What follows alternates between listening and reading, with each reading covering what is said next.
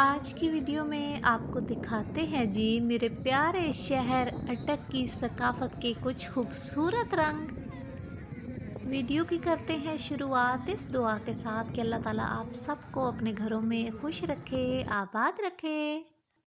अभी हम लोग जा रहे हैं जी महरिया इनक्लेव अटक में, जहाँ पर है जी ज़बरदस्त सा नेज़ाबाजी का प्रोग्राम।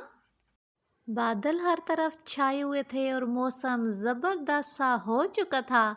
तो जाते हैं जी फिर हम और आपको भी दिखाते हैं महरिया इनक्लेव में नेज़ाबाजी के खूबसूरत से मनाजिर। वीडियो आए जी आपको पसंद तो चैनल को लाइक, शेयर और सब्सक्राइब करना मत भूलिएगा। कमेंट सेक्शन में अपनी राय का इजहार ज़रूर किया करें ताकि मैं इसी तरह आपके लिए अटक की बेहतरीन सी वीडियो लेकर आती रहूं। खूबसूरत से मौसम के साथ यहाँ पर आपको हर तरफ दुल्हन की तरह सजे हुए खूबसूरत से घोड़े नज़र आएंगे। तो इधर जी हमारा जानशीन भी बड़े ज़ौक़ व शौक़ के साथ घोड़े पर बैठ चुका है। हर तरफ आप जिधर देखें ना रंग बिरंगे प्यारे से घोड़े आपको भागते दौड़ते वाक करते नज़र आ रहे थे। काफ़ी तादाद में फैमिलीज़ आई हुई थी जो अपने बच्चों को अपने शहर अटक की सकाफत के ये खूबसूरत रंग दिखा रहे थे। जब भी हमारे शहर में नेज़ाबाजी के प्रोग्राम होते हैं तो मुख्तलिफ़ शहरों से टीमें आती हैं जो अपने अपने घुड़सवारी में माहिर उनके घोड़े और घुड़सवार लेकर आते हैं। फिर जी मुकाबला शुरू हो जाता है। सारी टीमें अपने अपने फ़न का मुज़ाहरा करती हैं और आखिर में फिर फ़ैसला किया जाता है कि कौन सी टीम की कारकर्दगी ज़्यादा बेहतर थी, कौन सी टीम फर्स्ट आई है, सेकंड और थर्ड आई है।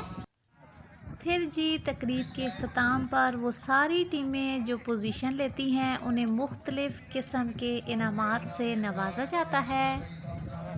इस तरह के प्रोग्राम हमारी पाकिस्तानी सकाफ़त का हिस्सा हैं और उन्हें होते रहना चाहिए क्योंकि ये हेल्दी एक्टिविटीज़ होती हैं बच्चों के लिए, फैमिलीज़ के लिए। बजाय इसके कि आप अपने बच्चों को घरों में ही मोबाइल या लैपटॉप दे दें, वो अपनी मर्ज़ी से गेम्स खेलते रहें या जी कार्टून देखते रहें, उससे एक तो सबसे पहली जो बात होगी ना वो ये होगी कि बच्चे की आई साइट ख़राब होती है। आप 90% बच्चे देखें जो हर टाइम मोबाइल जी इनके हाथ में होता है, उनकी आई साइट आप देखें तो वीक होगी। उससे कई दर्जे बेहतर है कि आप बच्चों को आउटडोर लेकर जाया करें। जब भी आपके पास चाहे घंटा हो, 2 घंटे हों, किसी पार्क में ले जाएं, बच्चे के साथ फुटबॉल खेलें, फ्रिस्बी खेलें।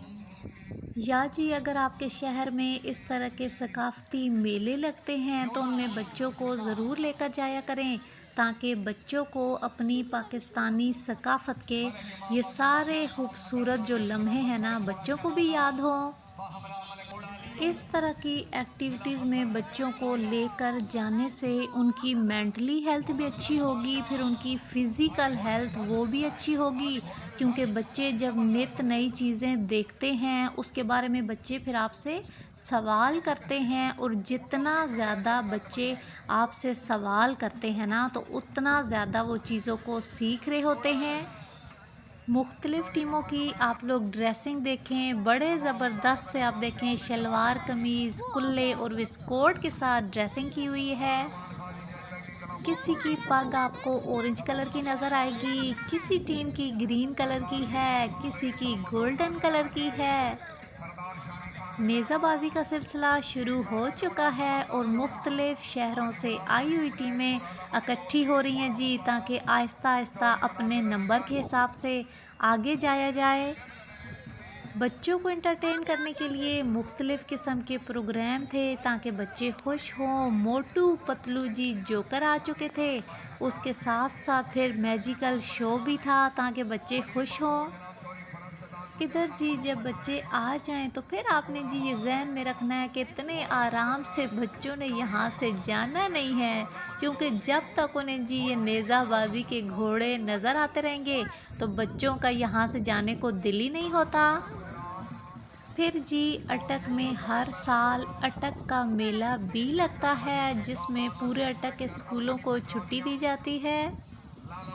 जब से हम बच्चे थे तब से जी हम लोग देखते आ रहे हैं और बाकायदा जाते थे और इंतज़ार में होते थे और अपने बड़ों से पूछते थे कि अटका का मेला कब आ रहा है। हमारे बचपन में जब अटका का मेला लगता था तो एक जुमेरात को लेडीज़ का मेला होता था, फिर अगली जुमेरात को जेंट्स का होता था। पूरे साल बड़ी शिद्दत के साथ लेडीज़, जेंट्स, बच्चे, बड़े अटका के मेले का बड़ी शिद्दत से इंतज़ार करते थे।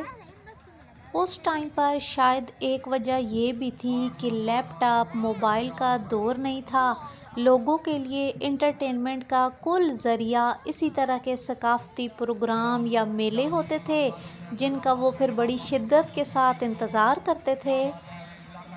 आजकल हर बच्चे बड़े के हाथ में मोबाइल है। लोग अपने घरों से निकलना पसंद ही नहीं करते। मोबाइल में से ही जो चीज़ उन्होंने देखनी होती है, किसी जगह का विज़िट करना होता है तो घर बैठे ही कर लेते हैं। 90s के अटका के मेले की या इस तरह के सकाफ़ती प्रोग्रामों की अगर बात करें तो उस टाइम पर बेतहाशा रश होता था, गुज़रने की जगह नहीं होती थी। लेकिन अब G20 का ये जो दौर आ चुका है तो अब अटका के मेले पर वैसा रश बिल्कुल भी नहीं होता जैसे कभी 90s में या हमारे बचपन में होता था।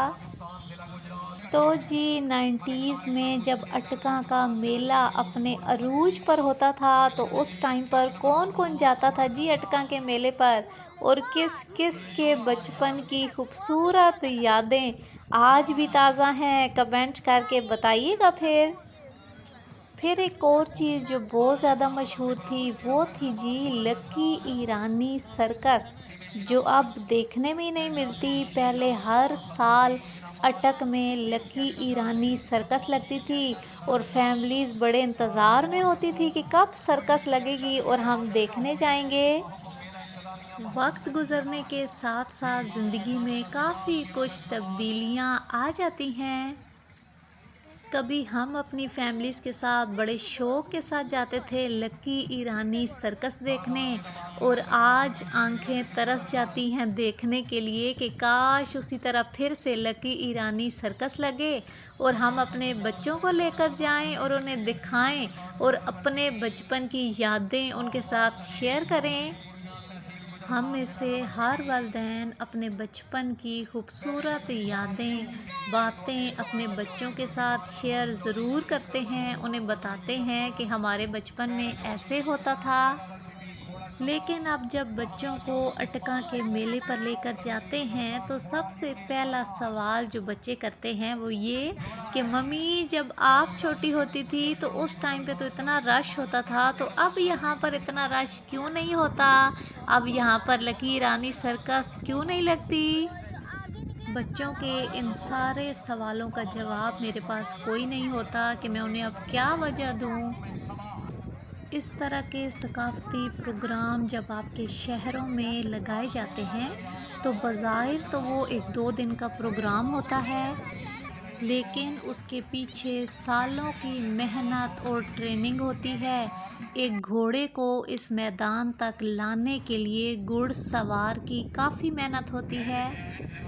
सालों की मेहनत के बाद एक घोड़ा इस मैदान में आने के लिए तैयार होता है। ठंडी या हवा चल रही थी और बच्चे जी इस टाइम पर मोटू पतलू के साथ एंजॉय कर रहे हैं। तो जी हमारा बेटा तो बड़े शौक के साथ घोड़े पर बैठता है, लेकिन जो बेटी है तो वो ज़रा इस मामले में डरपोक सी है। इसे जी बड़ी मुश्किल के साथ हमने बिठाया कि ताकि इसकी थोड़ी सी झिझक उतरे।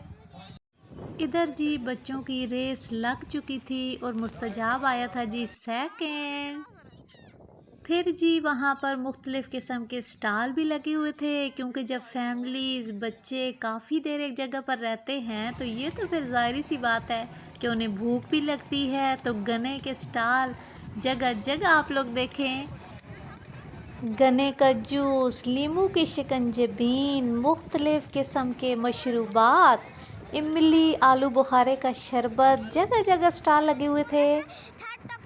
फिर साथ साथ जी बर्गर, समोसे, पकोड़े, कोल्ड ड्रिंक, कबाब्स, जो चीज़ आपने लेनी है जी एंजॉय करें मेले पे।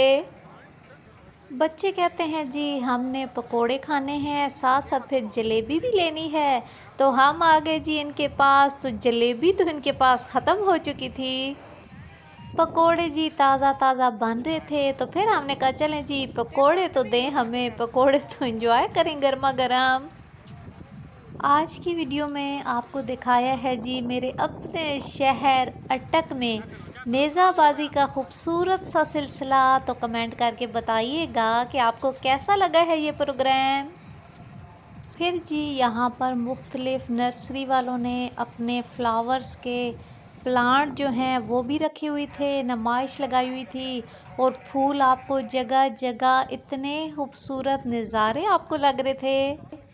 फिर यहाँ से मुख्तलिफ़ किस्म के फूलों के गमले लोग ख़रीद भी रहे थे। हर तरफ रंग बिरंगे फूल इतना खूबसूरत नज़ारा पेश कर रहे थे। फैमिलीज़ का अच्छा खासा रश लग चुका था जो फूलों के साथ पिक्चर्स बनवा रहे थे। आज तक के लिए इतना ही। अपने अपने घरों में खुश रहें। अल्लाह हाफिज़। पाकिस्तान जिंदाबाद।